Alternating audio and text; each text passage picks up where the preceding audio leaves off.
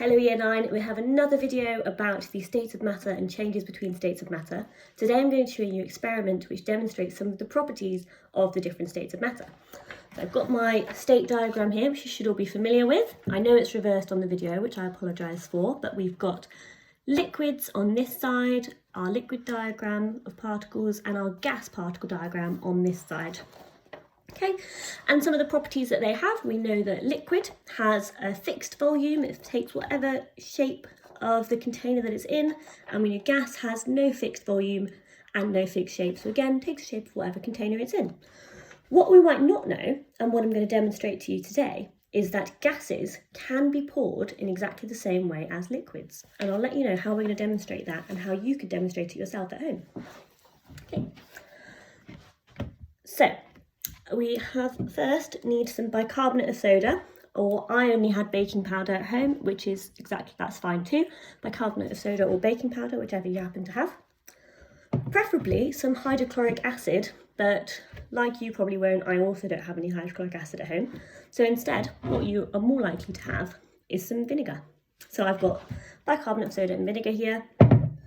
I also have a candle with me here. And I have a jug, or I'm using a big jar. Okay. So what do? We're going to get just a spoonful of our baking powder. Okay. Just a spoonful, that's going to go in our jug. And some vinegar, just until it starts fizzing. So you can see there in the jar, and you'll see it if you do attempt it at home, it's going to start fizzing quite violently. Okay. Keep pouring until it starts fizzing and bubbling. There we go, that's bubbling away nicely. And I'm going to quickly pop on the lid for this, or what you can do is just put your hand over it.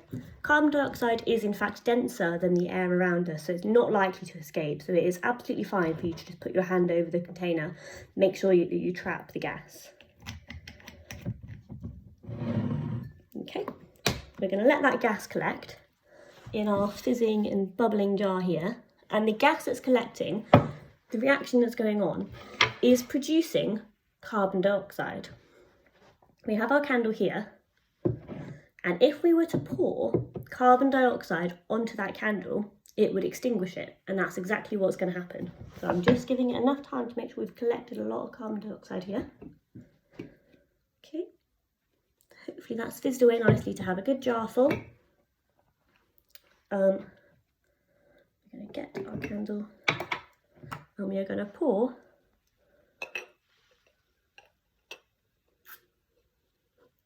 carbon dioxide onto the candle. There we go, none of the liquids escaped, the liquid's all here. That was just pouring the gas on that's extinguished the candle. There you go, have fun trying that at home.